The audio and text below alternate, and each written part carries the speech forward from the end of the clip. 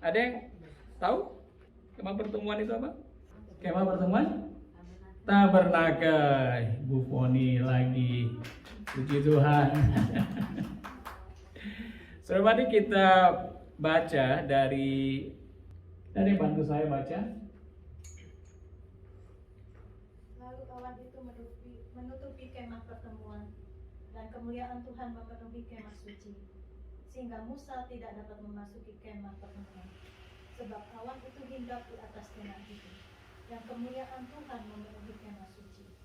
Apabila awan itu naik dari atas kemah suci, berangkatlah orang Israel dari setiap tempat mereka berkemah.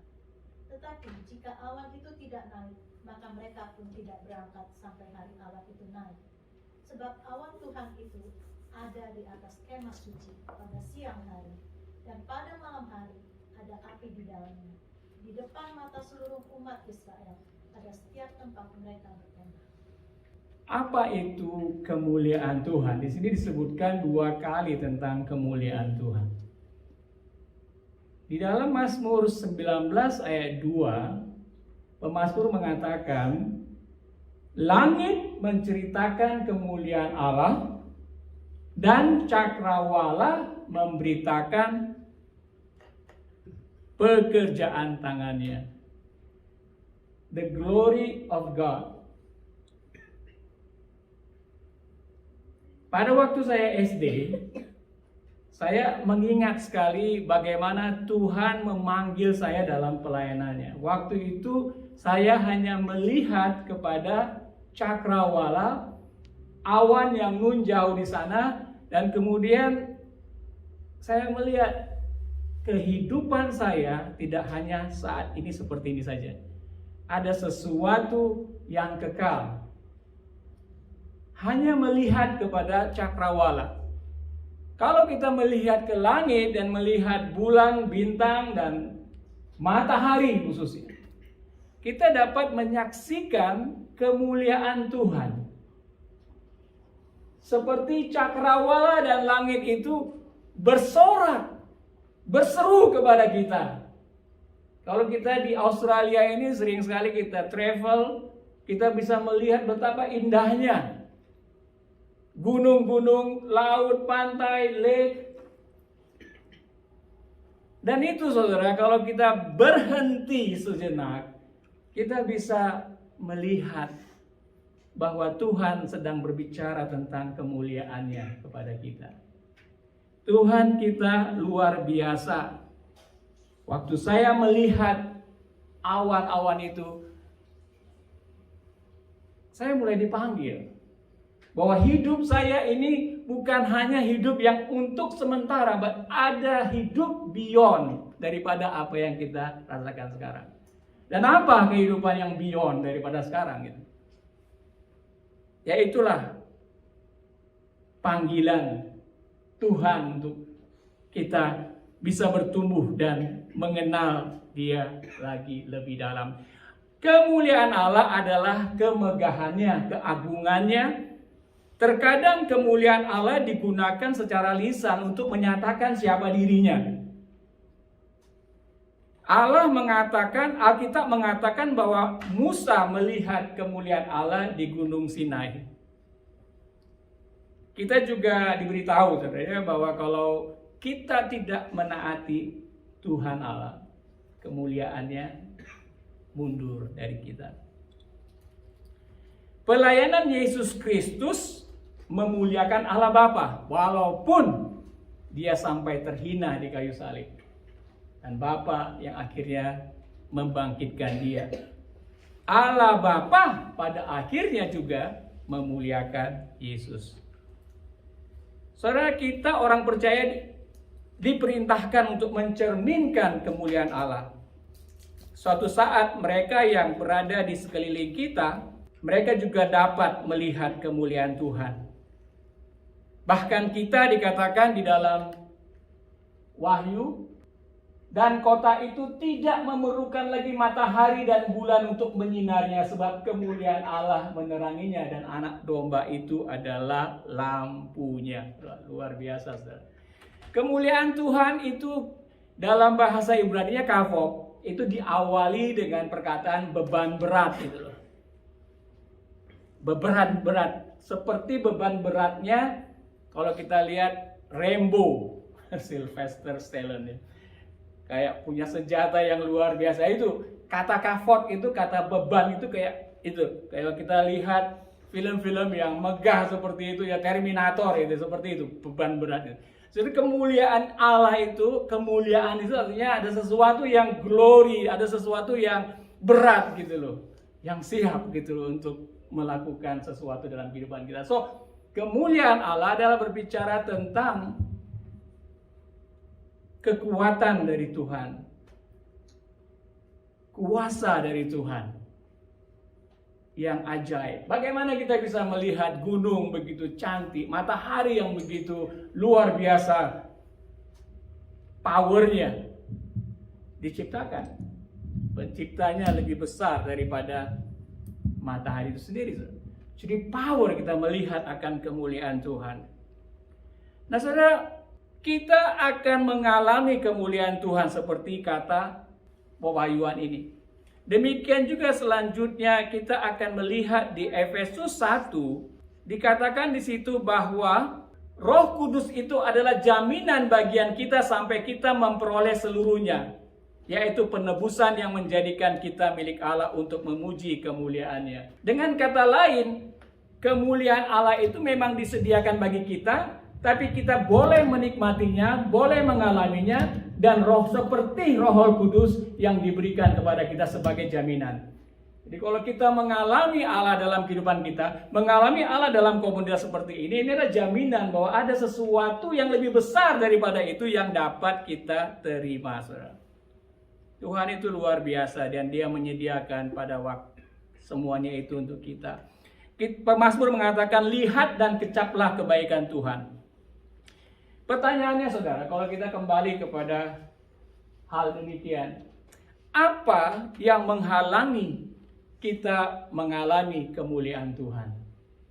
Yesaya 59 ayat 1-2 mengatakan, sesungguhnya tangan Tuhan tidak kurang panjang untuk menyelamatkan dan pendengarannya tidak kurang tajam untuk mendengar. Tetapi yang merupakan pemisah antara kamu dan Allahmu ialah segala kejahatanmu. Dan yang membuat dia menyembunyikan diri terhadap kamu sehingga ia tidak mendengar ialah segala dosamu. Dosa, kejahatan kita, pemberontakan kita, hati kita yang keras, yang menjadi penghalang kita untuk menikmati, mengalami kemuliaan Tuhan. Saudara, pada waktu bangsa Israel dikeluarkan dari Mesir, apa yang dikatakan Tuhan kepada Musa? Untuk Musa beritakan kepada Firaun. Tuhan mengatakan kepada Musa untuk dia berkata kepada Firaun, keluarkan mereka dari perbudakan tanah Mesir ini supaya mereka memberikan korban kepadaku. Supaya mereka memberikan korban kepadaku. Saudara, korban kalau kita indikasikan adalah untuk sesuatu yang bersalah dalam kehidupan kita, boleh diterima kembali kepada Tuhan. Di hadapan Tuhan. Ada banyak hal di dalam kehidupan kita ini yang menghalangi Tuhan untuk bekerja dan kita tidak menggunakan korban yang sepatutnya. Ketika bangsa Israel di dalam kondisi perbudakan di Mesir, mereka Tuhan sangat kasihi, mereka ingin supaya mereka kembali kepada Tuhan, dan di satu pihak juga Tuhan ingin supaya mereka dibebaskan, tapi ingin dibebaskan supaya apa? Supaya mereka bisa mempersembahkan korban kembali kepada Tuhan. Supaya dosa-dosa mereka mengalami pengampunan. Di Tuhan ingin membebaskan bangsa miliknya supaya mereka bisa lagi melakukan korban-korban kepada Tuhan. Dan Tuhan pun menerima korban-korban yang menyenangkan dari umat Israel. Dengan kata lain, umatnya kembali memiliki relasi dengan Tuhan. Potensi untuk mendapatkan kemuliaan Tuhan dengan membawa korban-korban untuk menebus kesalahan dan kekotoran kita. Karakter Tuhan penuh kasih dan mau hadir di tengah umatnya. Tetapi umatnya juga ada syarat-syarat yang diberikan untuk dia hadir dalam kemuliaannya. Saudara, banyak orang mengatakan mungkin saya baca Alkitab cukup tanpa saya perlu mengalami transformasi dalam kehidupan saya. Tanpa saya perlu mengalami power of God, kemuliaan Tuhan. Saudara, kalau kita lihat di dalam perjalanan bangsa Israel seperti ini, banyak sekali Alkitab menuliskan bagaimana Tuhan itu hidup dan mau bersekutu dan mau pamer kekuatannya gitu kepada kita, kemuliaannya kepada kita. Bayangkan saudara pernah mencintai ya. Pernah dulu, sekarang nggak lagi gitu ya. Suaminya mungkin udah aduh begitu, istrinya udah begitu. Tapi ingat masa-masa muda ya, yang dikatakan dunia ini seperti milik kita, yang lainnya kos. Ya kan? Nah, masa-masa seperti itu kan kita sering tulis surat. Saya dapat surat banyak sekali dari istri saya gitu. Wah, waktu masih muda ya. Nah, banyak surat. Kalau seseorang mengasihi seseorang kan dia menulis surat kan ya. I love you. Mungkin ada di antara kita setiap hari 360 hari 1 tahun menuliskan kepada pasangannya I love you. I love you. Besok terus lagi I love you. 365 lembar gitu. Dan kemudian setelah dia ditulisin tangan seperti itu, 365 lembar pernyataan kasih, dan kemudian apa saudara? Pasangannya ini tinggalin dia. Lah kemudian bingung, tinggalin 1 tahun nggak muncul, jangan salah dulu ya, satu hari nggak muncul, 2 hari nggak muncul lagi, sebulan nggak muncul. Kemudian dia coba tanya orang ini, kenapa? Kamu udah nggak mengasihi aku lagi gitu. Terus jawab orang yang menulis surat itu, lah itu baca saja tulisan saya. Kan saya mengasihi kamu. 365 kali saya menulis aku mengasihi kamu. Kan merasa aneh kan? Kasih yang ditulisin, hanya ditulisin, tetapi tidak pernah dinikmati. Orang yang mengasihi menunjukkan kepada orang itu bahwa I love you with affections, dekapan dan kebersamaan dengan orang itu. Nah, mungkin banyak orang yang mungkin melihat kita sudah ada Alkitab dan kita cukup merasakan kasih Tuhan dengan baca Alkitab. Tidak perlu kita mengalami persekutuan real seperti tadi Ibu Melani sebutkan, rohaninya bangkit, jiwanya bangkit gitu. Jadi kita mungkin hanya menerima semuanya itu di kepala kita saja, saudara.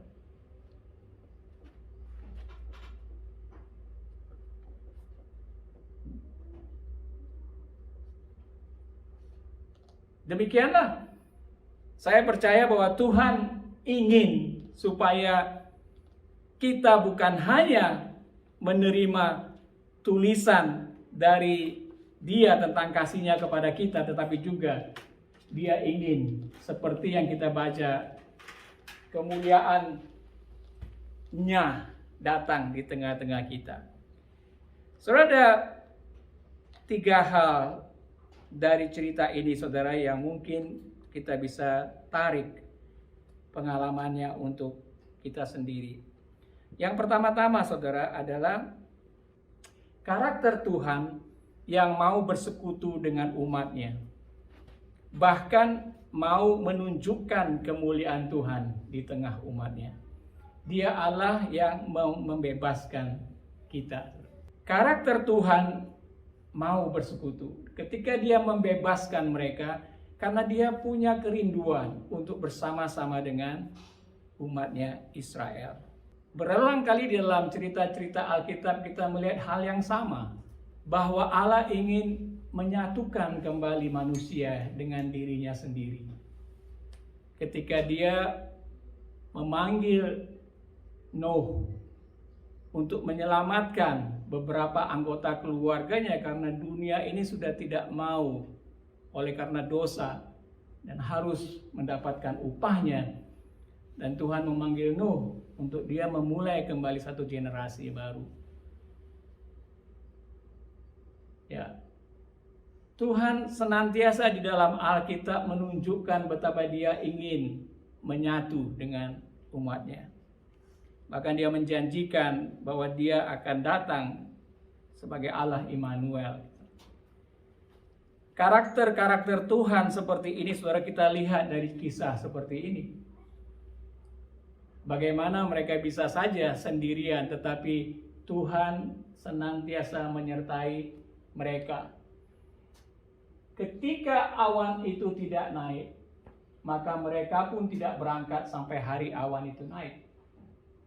Sebab awan Tuhan itu ada di atas kemah suci pada siang hari, pada malam hari ada api dalamnya, di depan mata seluruh umat Israel pada setiap tempat mereka berkemah. Keberadaan Tuhan di tengah-tengah bangsa Israel itu adalah untuk menuntun mereka seperti awan pada siang hari dan tiang api pada malam hari. Ini menunjukkan bahwa setiap hari itu is my day with my people. Hariku bersama dengan orang-orangku. Menuntun kepada maksud Tuhan ke tanah perjanjian. Memang tidak gampang untuk keluar dari Mesir sampai ke tanah perjanjian. Ada tantangan yang mereka harus hadapi di padang gurun. Tetapi Tuhan menunjukkan I am with you. Dan saudara lihat mereka juga taat. Ketika awan itu berhenti di satu tempat 2 hari, mereka tinggal di perkemahan itu 2 hari. Kalau kita lihat kembali kepada kisah ini, mereka tinggal di situ selama 2 hari. Kadang sebulan, kadang berbulan-bulan. Tapi ketika awan itu naik dari kemah pertemuan itu, mereka pun siap-siap untuk pindah. Betapa dekatnya Tuhan mau kepada kita dan memimpin kita untuk masuk di dalam tanah perjanjian Tuhan itu, saudara. Jadi yang pertama-tama, karakter Tuhan mau bersekutu kepada kita, dan dia telah menunjukkan kepada kita bahwa dialah Allah yang memang mau senantiasa, bahkan bukan bersekutu dengan kita, tapi senantiasa mau memimpin kehidupan kita. Memimpin kehidupan kita, saudara. Yang kedua saya lihat dari sini, saudara, adalah tentang kehadiran Tuhan adalah dengan syarat Tuhan sendiri. Di Keluaran 40 ini memang adalah akhir daripada kitab Keluaran. Ya, kita baca tentang kemuliaan Tuhan yang datang. Tetapi Tuhan secara spesifik menginstruksikan kepada Musa, inilah yang harus kamu lakukan. Sebagai pemimpin, Musa menerima instruksi Tuhan dan kemudian dia memberikan kepada bangsa Israel instruksi itu dengan detail. Apa yang harus dibangun, bagaimana itu dibangun, bentuknya seperti apa, warnanya seperti apa, dari bahan apa. Sangat-sangat spesifik. Dan ketika semuanya sudah disiapkan, ini waktunya sekitar 6 bulan membangun tabernakel atau kemah pertemuan ini, saudara. Dan ketika itu sudah selesai, dan kemudian kemuliaan Tuhan turun. So yang kedua saya melihat di sini bahwa kalau kita mau menerima kemuliaan Tuhan di dalam kehidupan kita, kita perlu, saudara, untuk melihat syaratnya Tuhan itu apa. Di Ibrani 1 kita bicara bahwa pada zaman dahulu, zamannya Musa seperti ini, Tuhan berbicara melalui nabi-nabi. Tetapi pada zaman sekarang, zamannya Yesus, Tuhan berbicara melalui Yesus. Jadi syarat kita, saudara, pada zaman ini untuk kita boleh mengalami Tuhan, bagaimana sikap kita kepada Yesus? Apa yang kita lakukan ketika Yesus memerintahkan kita untuk sesuatu yang kita harus lakukan? Syarat-syarat kalau saya lihat ketika Tuhan hadir di sini, saudara, memang tidak gampang, detail sekali. Dan demikian juga tanggapan kita terhadap perintah-perintah Tuhan Yesus. detail gitu. Bahwa Tuhan Yesus punya maksud bagi kita datang ke tempat ini bukan kita hanya untuk sebagai penerima saja, tetapi kita menjadi pelaku. Kita ditempa di tempat ini untuk kita bisa dikuatkan di tempat, dan kemudian ketika kita keluar ke sana, kita efektif untuk melakukannya, saudara. Karena Tuhan itu sangat-sangat detail, dan kita juga harus ikut termnya, syaratnya Tuhan.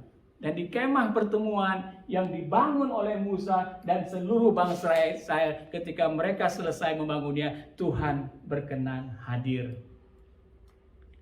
Yang ketiga saya belajar dari sini, saudara, adalah ketika Musa menerima instruksi dari Tuhan, dia tidak mengerjakannya sendiri. Dia memanggil seluruh para pemimpin, dan dia melihat ada nggak orang-orang yang berkarunia di situ. Ada satu orang yang namanya Bezaleel dan Aholiab yang digunakan karena karunia dia untuk membuat kayu dilapisi oleh tembaga atau dilapisi oleh emas atau dilapisi oleh perak.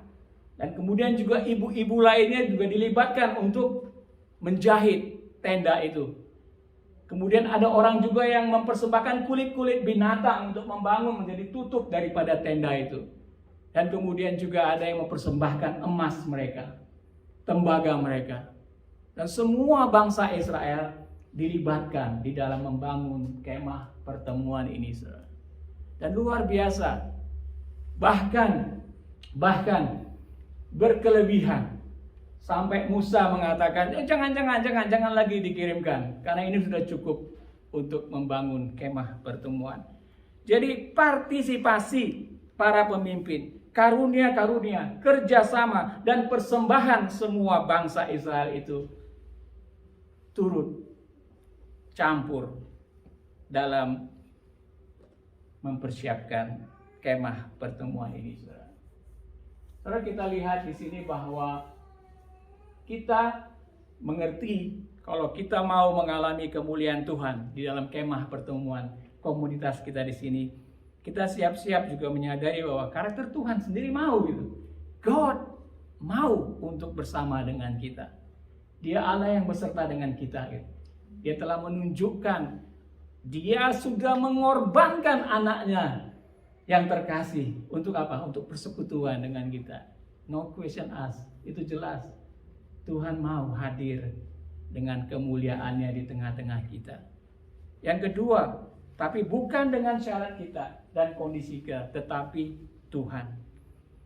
Dan yang ketiga, saudara, kita perlu berpartisipasi.